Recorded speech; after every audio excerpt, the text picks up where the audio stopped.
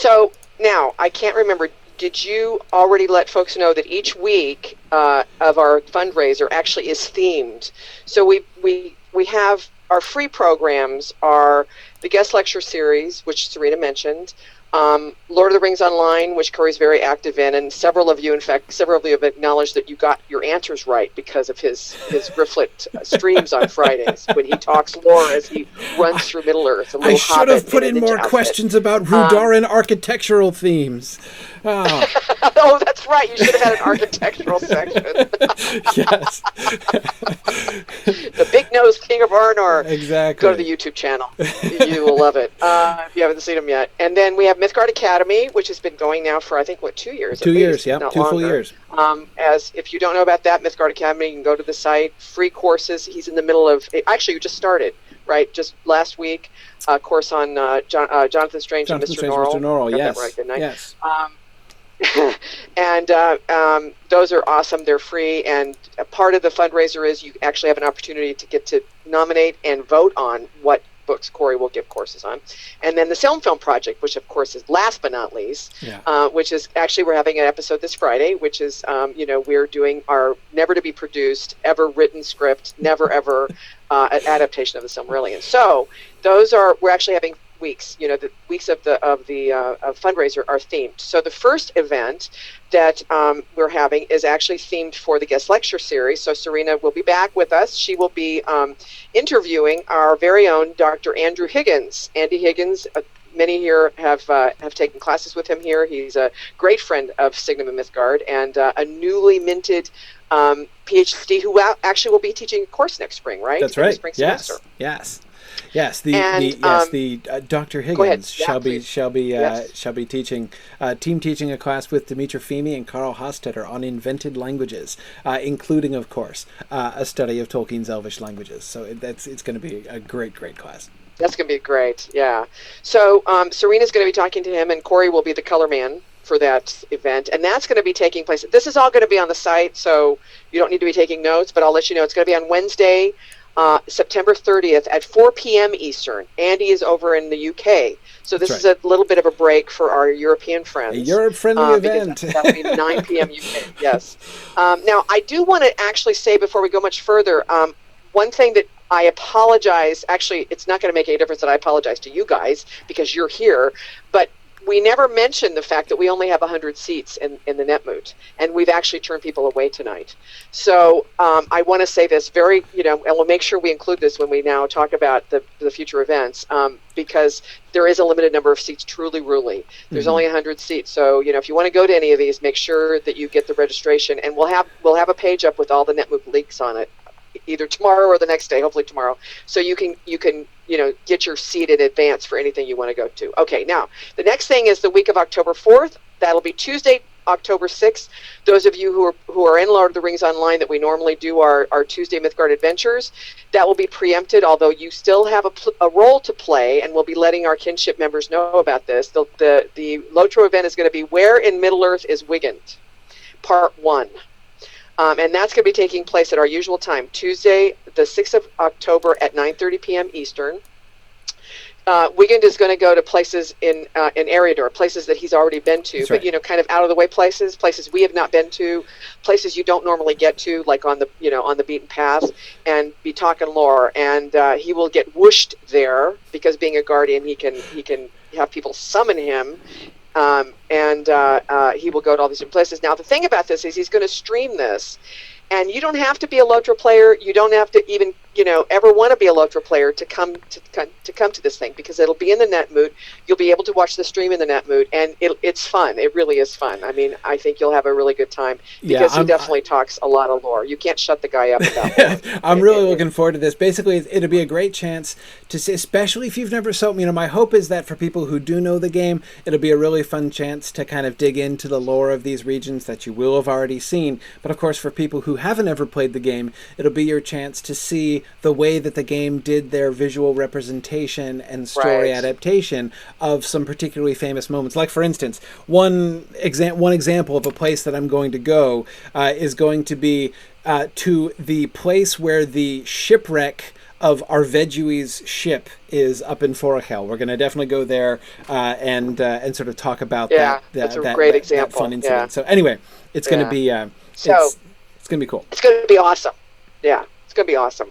So that's the week of October 4th, October 6th. That's happening. Then October 11th is our film week, and we're going to be talking adaptation. And we're going to be talking adaptation. I'm going to go all fangirl on you guys right now. We're going to be talking adaptation. So Dave Kale and Corey and I, who, we co-host the Film Project, are going to get to talk to Jim Butcher, who is the author of the Dresden Files and also the Codex Alera series. And he has a new book coming out, which I think is a brand new fantasy new series, realm. And he is going to be talking about his opinions of the Jackson movies, his experience with the adaptation that was taken on of the Dresden Files, which was on TV for a very mercifully short period of time. A mercifully short period of time. Right. We're going to, no opinion there. And we're also going to pick his brain about, adapting the Silmarillion. We have no idea which direction this is going to go, but that's going to be taking place at 8 p.m. Eastern Time on Tuesday, the 13th of October. So that's very exciting. I mean, I don't want to make this sound like this is like the high point or anything, but we're really excited about it. Jim Butcher is one of my favorite contemporary fantasists. I really enjoy his work, and really I've been hoping to have, and of course, as many of you know, he makes lots of Tolkien. There's a fun Tolkien reference in the very first paragraph of the very first book. Oh my gosh! And it's he has my great esteem for including a whole discussion between two of his major characters in book 12 about how Sam is really the hero of the Lord of the Rings, and I was like, hey, somebody who not only alludes to Tolkien but gets the story. That's fantastic. Anyway, it's going to be amazing. We actually have been trying to get Jim Butcher to, in one way or the other for a while now, and this just happened to work out, and it's great. So very excited about that. Now, on to the next week. The week of October 18th is Mythgard Academy week, and that week is Thursday, the 22nd of October at 9:30, right? The usual time for you, Corey, 9:30? Yes. Or is it? Oh, no, I'm sorry. I have it at 7 p.m. Oh, yeah. That's right. We were going to do it earlier to try to have mercy on people. Thursday, again, this will be on the website, so it'll be correct on the website. Thursday, the 22nd of October, 7 p.m., Corey takes on Doctor Who. So you might want to explain what that means, because some folks that were here last year may not know what that means. Yeah, well, if you remember, anyone who attended our webathon at the end of the campaign last year may remember I had just started watching Doctor Who for the first time, and so I did an interview with Kurt and Kat, who have their podcast on Doctor Who and Buffy. They've been going through those shows, Kurt and Kat's TV review, and so we talked about Doctor Who. I was at that point 3 episodes into season 2, I think, of the reboot, and it's all I'd ever seen. I've been watching it since. I'm about 3/4 of the way through season 7 now. So we're going to do a one-shot Mythgard Academy class just on a single episode of Doctor Who. So I'm going to go through and I'm going to do clips, and we're going to do sort of close reading and discussion of a Doctor Who episode. And then I'm going to do some discussion with Kurt and Kat, too, to sort of bring them back in, and we'll do a little roundtable at the end of that. So that's going to be our special sort of bonus one-shot Mythgard Academy class that will be happening during that week. Brandon, I haven't fully decided on the episode yet.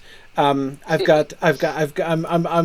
going back and forth because there are several that I would like to do. Choice, I'm sure, because there's a lot of. There are a lot of options. So. I haven't fully narrowed it down yet, but Brandon, feel free to suggest. Twitter, I think, would be a good place to suggest episodes if you want to do that. Blink is definitely one of my top 3 possibilities. That's one of the ones I was definitely thinking of.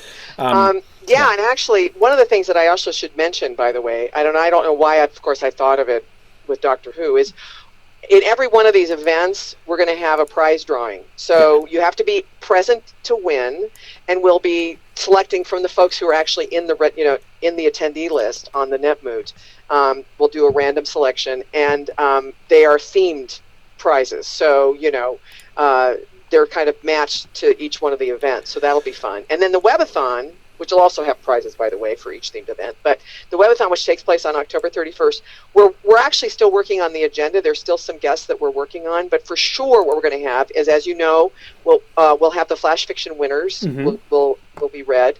We're going to have our own Sparrow Alden and Dave Kale getting together to talk about Sparrow's, well, actually even beyond Sparrow's thesis now, I guess. Right. But these are our number cruncher. Yes, our Tolkien pals. data folks who are looking at doing some data analysis of word distributions and Tolkien's word choice and usage. Many of you I know came to Sparrow's thesis presentation where she presented the work that she was doing in her Signum thesis with me over this past year. You can look at her work on her blog, which is wordsyouweresaying.com. It's words that you were saying. It's what Bilbo says when he comes back. Pardon me if I overheard words that you were saying. But anyway, so she is.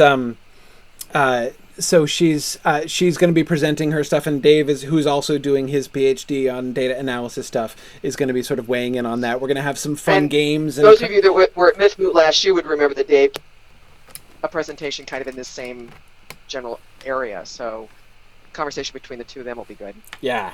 So we're gonna do some fun games. Sparrow will put up a chart to say, to show you a distribution of a word. We'll try to guess what the word is. It'll be really fun. So that'd be awesome. Yeah, it'd be fun. Then the Mythgard Academy section. Corey's going to return for another lecture, and this will be on the Father Christmas letters, which will be really fun. Another one-shot Mythgard Academy class. Yeah. It is, and it's been, we kind of did this on purpose because it's been kind of in the Mythgard, the way the books have been voted in by the voters have been sort of alternating between a Tolkien work and a work from somebody else. So we're kind of doing that this year too, this in the fundraiser too, with Doctor Who and with Father Christmas Letters. So that'll be fun. In the Lotro section, we're going to Where in Middle Earth is Wigan Part 2. And in this, Wigan will reprise his bouncing around Middle Earth, only this time he's going to go to places he has not been before, and that his level will allow him to get into. So those of you who know, you need to start nagging Corey to level Wigan up. So getting that he there. Can get dude, places, my pie in the sky goal is to get to Metacell, but I'm not sure I'm going to be able to level up that high. But at the least, I'm hoping they'll be able to squeeze me in the doors of Isengard. So.